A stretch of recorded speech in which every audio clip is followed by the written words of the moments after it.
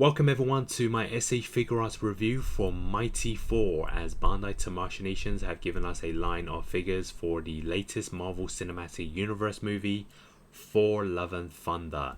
Mighty Thor, better known as Lady Jane or Jane Foster in the previous movies, is finally here for SH Figuarts, and this has been released alongside Thor this month.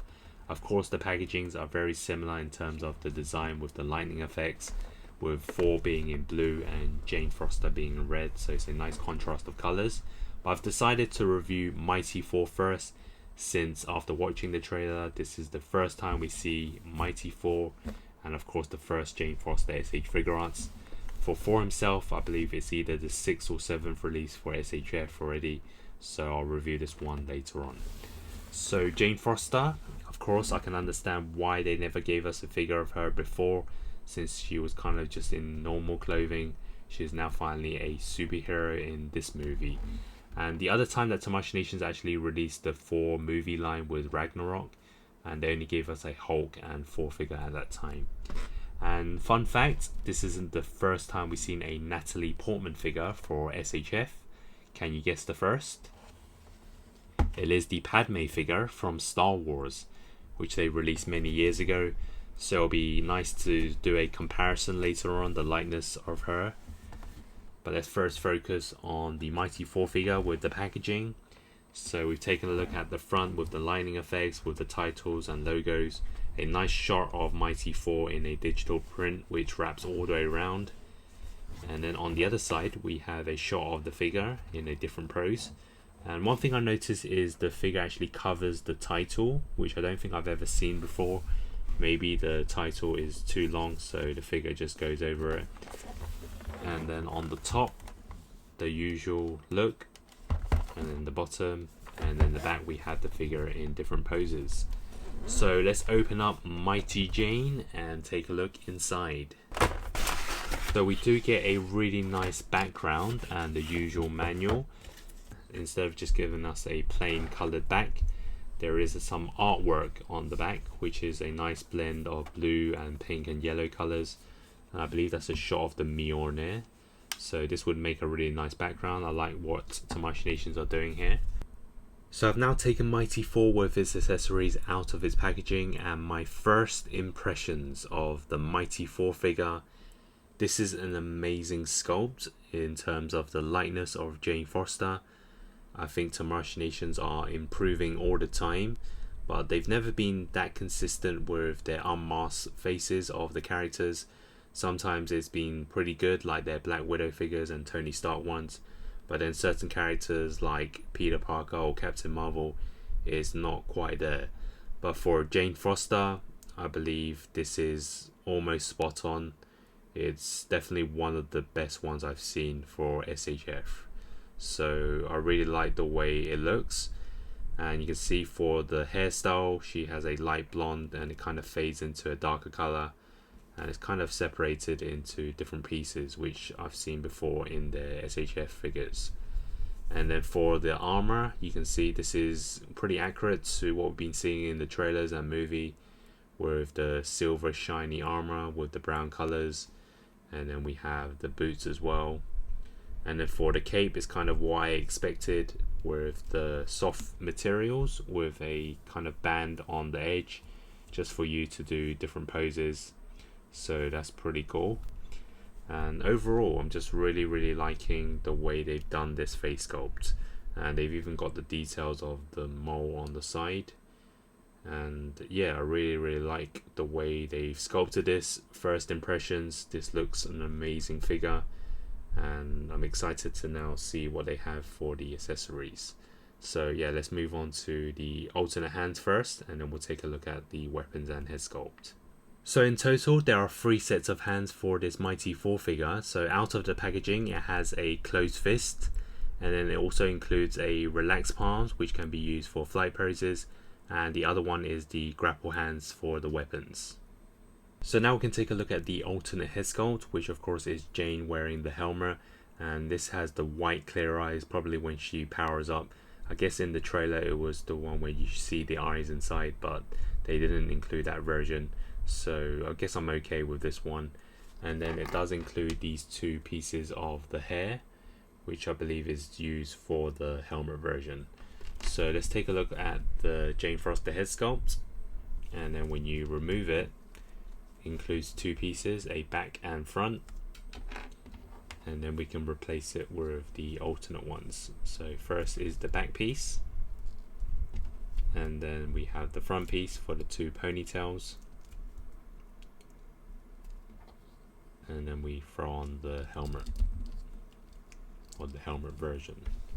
So this is the look of Mighty Thor, which I think looks pretty good. You can see it has the ponytail kind of style, which might get in the way for some people, but I guess it's okay. And then this is the back. And if you don't want the ponytails, I guess you can just remove it and just have it like this. But then she'll have less hair, but I guess you can switch it out with the original one, which has more hair. And then you can throw on the head sculpt again. And then this would make a lot more sense if you don't want the ponytail. So there's definitely a flexibility for the head sculpt, which I really like. And now we can take a look at the weapon included for Mighty Thor, which of course is the Mjolnir. And we've seen this plenty of times if you got the previous 4 figures for SH Figuarts and even the Endgame Captain America. But this time it's a different design because you can see it has the lightning effects, the cracking effect on the base. And it's kind of your standard Mjolnir where you can take it apart and then place it through the hand, which I'm going to quickly do now. And then we finally have this Mighty Thor Jane Foster wielding the Mjolnir, which looks great and just like out of the trailer. And of course it does include some alternate effects, one being the lightning one, which is again very unique to a SH Figuarts display. Normally we get the lightning effect where you just throw onto the Mjolnir, but this one you switch out the whole base, which I'm gonna do now. So here it is with the first alternate effect piece, and I think it looks amazing with this kind of look because it's something that's never seen before in the SH Figuarts form, and I believe Mighty Thor will be using it in the battles or in the flight pose. So this one is definitely better than the standard Mjolnir in my opinion, because it just looks a lot better for a figure display. So yeah, this is a very clever idea on what Machinations have done. And here is the second effect on the Mjolnir, giving it that exploding Mjolnir look. And of course we're going to have to wait until we watch the movie to know the reasons behind this and how it would look. But I think it's a pretty cool concept and the way they've sculpted it. I do probably prefer the blue effect because I think it looks nicer in a display. But for this one, it's definitely not a bad alternative look. So now let's test out the articulation of the figure, starting off with the head sculpt. So it can go side to side, round and round if you want, which is kind of your standard SH Figuarts. There is kind of the hair in the way, but there is movement in it, so it is a bit flexible. So the head down and upwards as well is pretty good. And then for the arms, there is a shoulder pad here, and you got to be very careful because when I moved it up before, it kind of detached it, and you can actually take off the whole cape. But it's a hassle putting it back on, so I probably won't try it again. Just move the arms side to side slightly like this, and then you can rotate it the other way if you want. And then if you want to move it forwards, of course you can, but again be very careful in case you detach the shoulder pads. Backwards is no problem. And then there's a bicep swivel, and then there's a good bend as well. And then for the hand there is rotation, and then there's also a hinge.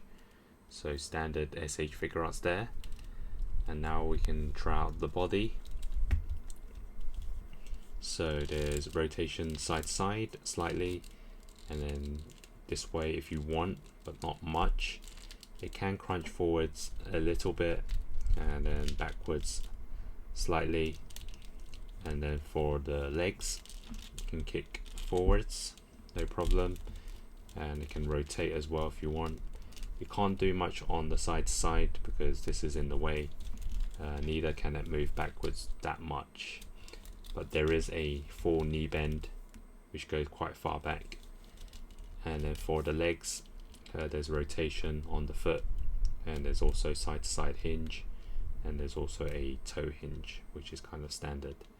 And then of course for the cape, there is a kind of band inside, so you can rotate it for your poses. But for the shoulder pads, again, be careful in case you take off the cape. So of course you can if you want, but it's going to be a hassle putting it back on. And here are some side-by-side comparisons next to the SH Figuarts Avengers Assemble 4 on the left and the SH Figuarts Avengers Endgame Final Battle 4 on the right. If you want to see it with the latest Thor Love and Thunder figure, stay tuned to my review later on. And here she is next to some Phase 4 SH Figuarts with the Spider-Man integrator suit from No Way Home on the left and Doctor Strange from Doctor Strange in the Multiverse of Madness on the right. And I currently don't have any Thor Love and Thunder Hasbro figures, but here it is next to some Marvel Legends with the Avengers Endgame Captain America on the left and the What If Captain Carter on the right. And here she is next to a Hasbro Basic Groot from the Infinity War line on the left and a Marvel Legends Rocket Raccoon from the Guardians of the Galaxy Volume 2 on the right. So now for my final thoughts on the Mighty Thor SH Figuarts for the Thor Love and Thunder line. And I think this is a great addition in terms of the first Jane Foster figure, as it pretty much captures the likeness in both the unmasked and masked versions. So this would be a great addition into my MCU collection, and with the experience of them making previous Thor figures, they may have got all the basics right. So a wide cape, interchangeable hands, two very good head sculpts. I feel that the unmasked version is one of the best in the MCU line. A Mjolnir with the lightning effects that we haven't seen before, and of course two other Mjolnir effects that are replacement pieces that we haven't seen again before. The only thing is maybe they could have given us a alternate helmet version with the normal eyes, and that would have been a great addition. Of course we haven't seen the film yet, so maybe we need more things in this figure, but judging by these accessories, Tamashii Nations have probably learned from their mistakes and given us most what's expected the first time round. So my score would be a solid 8 out of 10, and you can't go wrong with the first Jane Foster Mighty Thor figure. If you enjoyed this video, please like, comment and subscribe, and stay tuned to my Thor review later on. Thanks for watching and hope to see you next time.